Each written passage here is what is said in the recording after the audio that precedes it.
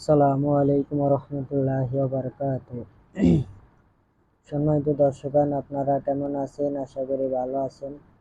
আলহামদুলিল্লাহ, আপনাদের দয়া আমিও ভালো আছি। তো সম্মানিত দর্শকগণ, শক্তিশালী জালিম শত্রুকে বিনাশ করার আমল। শক্তিশালী জালিম শত্রু বিনাশ হবে। কেউ যদি এমন জালিম শত্রুর অত্যাচারের শিকার হয় বা যা থেকে সে কোনোভাবেই মুক্তি পাওয়ার কোনো পথ খুঁজে পাচ্ছেন না, তাহলে এই আমল করুন, ইনশাআল্লাহ তখন শত্রু পালানোর পথ খুঁজে পাবে না। এটি মারাত্মক ধরনের একটি আমল। এই আমলের বরকতে শত্রু দুশমন চিরতরে দমন হয়ে যাবে। তো সম্মানিত দর্শকগণ, আপনারা যারা এই ভিডিওটা দেখতেছেন, এই আমলের অনুমতি পেতে হলে ভিডিওতে একটা লাইক করে দিবেন, অন্য ভাইদের উপকারের জন্য শেয়ার করে দিবেন, কমেন্টে বলবেন অনুমতি চাই, অনুমতি পেয়ে যাবেন। ভিডিওটা শুরুতে শেষ পর্যন্ত দেখবেন।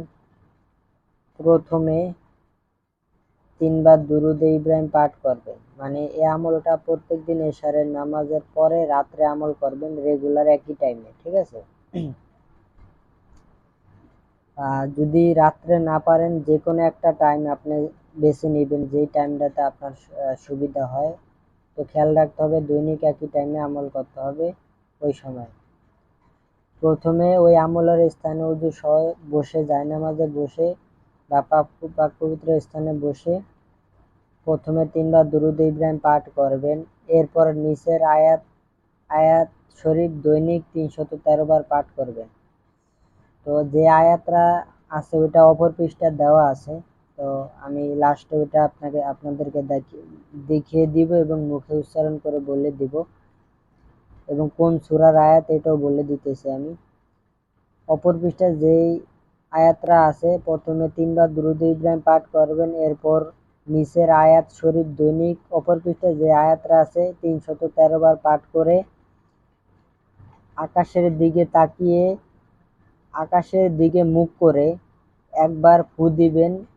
ফু দেওয়ার সময় শত্রুর চেহারা কল্পনা করবেন।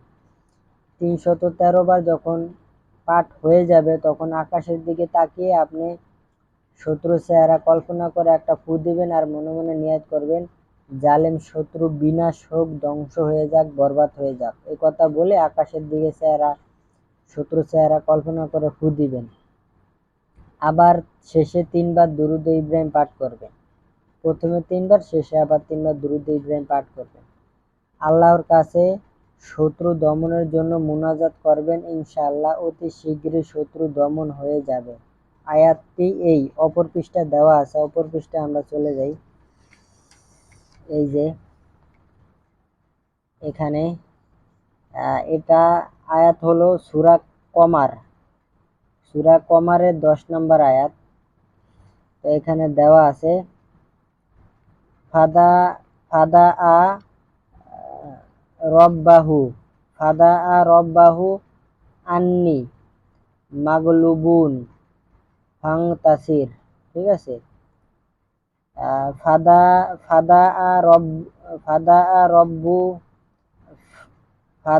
রব্বাহু আন্নি মাগলুবুন ফাংতাসির। তো এই আয়াতরা সূরা কমারের 10 নম্বর আয়াতরা আপনারা দেখে মুখস্থ করে নেবেন। হ্যাঁ, তো মজলুম ব্যক্তি গুরুতর অবস্থায় কেটে না যাওয়া পর্যন্ত এই আমল করতে থাকবেন। মানে যতদিন পর্যন্ত আপনার শত্রুর ধ্বংস বরবাদ না হবে, আপনি এই আমলটা চালিয়ে যাবেন 313 বার করে দৈনিক। তো খুবই শক্তিশালী একটা আমল। যত বড় শক্তিশালী জালিম শত্রু হোক, সে ধ্বংস হয়ে যাবে। তো আমলটা করবেন, কোরআনী আমল। তো আশা করি ফায়দা পাবেন। এটার আমলের অর্থ হলো, এই কোরআনের আয়াতের অর্থ হলো, অতঃপর সে তার পালনকর্তাকে ডেকে বলল। মানে আপনি যে আমল করতেছেন না, আপনার পালনকর্তা মানে আপনার আল্লাহকে আপনি ডেকে বললেন, আমি অক্ষম। মানে ওই জালেম শত্রুর কাছে আপনি অক্ষম। অতএব তুমি প্রতিরোধ করো, প্রতিবিধান করো। মানে আল্লাহর কাছে আপনি সাহায্য ছিলেন, আপনি তার প্রতি তার ব্যবস্থা করেন বা তার প্রতি ব্যবস্থা নেন, এটা বোঝায়। তো আপনি এই আয়াতের অর্থ হলো এটা, আপনি এই আমলটা রেগুলার করলে যে যত বড় শক্তিশালী লোক সে জালেম হলে সে ধ্বংস হয়ে যাবে, বরবাদ হয়ে যাবে। তো আশা করি আমার কথা বুঝতে পারছেন। তো আমলটা করবেন, আশা করি ফায়দা পাবেন। তো এতটুকু, আসসালামু আলাইকুম ওয়া রাহমাতুল্লাহি ওয়া বারাকাতুহু।